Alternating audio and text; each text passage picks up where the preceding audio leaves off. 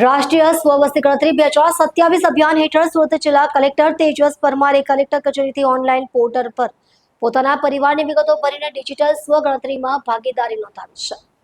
તેમણે જણાવ્યું કે વસ્તી ગણતરી એ માત્ર આંકડાની પ્રક્રિયા નથી, પરંતુ દેશના વિકાસનો આધાર સ્તંભ છે. ગુજરાતમાં 17 મેથી 31 મે 2024 દરમિયાન નાગરિકો લેપટોપ, ડેસ્કટોપ કે સ્માર્ટફોનથી ઘરેથી સરળતાએ ઓનલાઈન વિગતો નોંધાવી શકશે. વસ્તી ગણતરીનો પ્રથમ તબક્કો 1 જૂનથી 30 જૂન દરમિયાન ઘરે ઘરે 33 મુદ્દાઓ પર માહિતી એકત્રિત કરશે. જેમણે ઓનલાઈન સ્વગણતરી કરી હશે તેઓએ જનરેટ થયેલ આઈડી મતગણતરીદારને આપવાનું રહેશે. ઓનલાઈન સ્વગણતરીમાં મુશ્કેલી જણાય તો ટોલ ફ્રી નંબર 1855 પર સંપર્ક કરી માર્ગદર્શન મેળવી શકાશે. કલેક્ટરે શ્રીએ તમામ નાગરિકોને આ રાષ્ટ્રીય અભિયાનમાં સક્રિય ભાગ લેવા માટે અનુરોધ કર્યો છે. નમસ્કાર.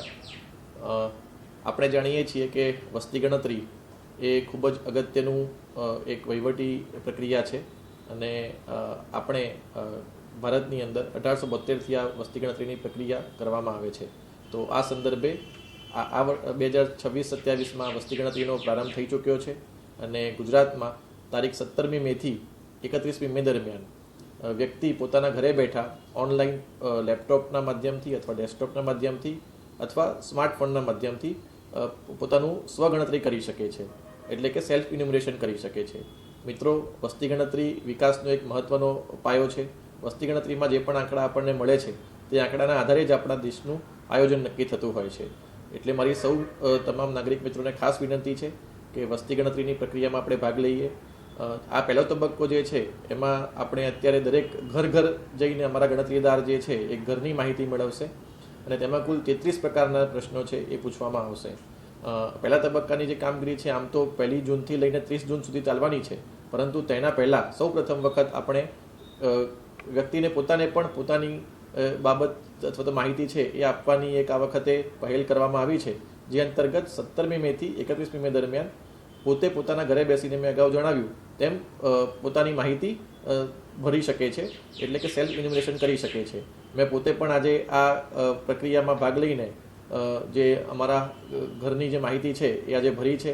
ખૂબ જ સરળ પ્રક્રિયા છે અને કોઈ પણ પ્રકારની એમાં આમ જોવા જઈએ તો કોમ્પ્લેક્સિટી નથી. પોતાની રીતે સ્માર્ટફોનની ઉપર અથવા તો પછી લેપટોપ અથવા તો ડેસ્કટોપમાં અથવા ઇન્ટરનેટના કોઈ પણ જગ્યાએથી માધ્યમથી તમે પોતાના ઘરની જે વિગતો છે એ આ સેલ્ફ ઇન્યુમરેશન તમે ભરી શકો છો. જો કોઈ પણ પ્રકારની તકલીફ જણાય તો તમે 1855 એટલે કે 1855 નંબરનો પણ સંપર્ક કરીને માહિતી મેળવી શકો છો. આપણે આશા રાખીએ છીએ કે વધુમાં વધુ લોકો પોતાની રીતે આ ગણતરીમાં ભાગ લે. ત્યારબાદ 1 જૂનથી 30 જૂન દરમિયાન જ્યારે અમારા ગણતરીદાર આપના ઘરે આવે તો જો પોતે જો માહિતી ભરેલી હશે તો એક આઈડી જનરેટ થયેલો હશે, એ આઈડી તમારે એમને ખાલી આપવાનો રહેશે. અને જો એ સેલ્ફ ઇન્ફોર્મેશન નહીં કરેલું હોય તો પછી એ ગણતરીદાર જ્યારે કોઈ પણ પ્રશ્ન પૂછે તો તમારે એ પ્રશ્નનો જવાબ આપવાનો રહેશે. પરંતુ આજે અત્યારે જે મારું સૂચન છે સૌને અને જે નમ્ર વિનંતી છે કે 17મી મેથી 31મી મે દરમિયાન તમે પોતાની જે માહિતી છે એ તમે ભર્યું તો એ ખૂબ જ સરળતાથી આપણે કરી શકીએ છીએ અને એનો ઉપયોગ જે છે આપણે આગળ વસ્તી ગણતરી દરમિયાન કરવાના છીએ. એટલે સૌ મિત્રોને ફરીથી મારી વિનંતી છે. આભાર. જય હિન્દ. બરાબર.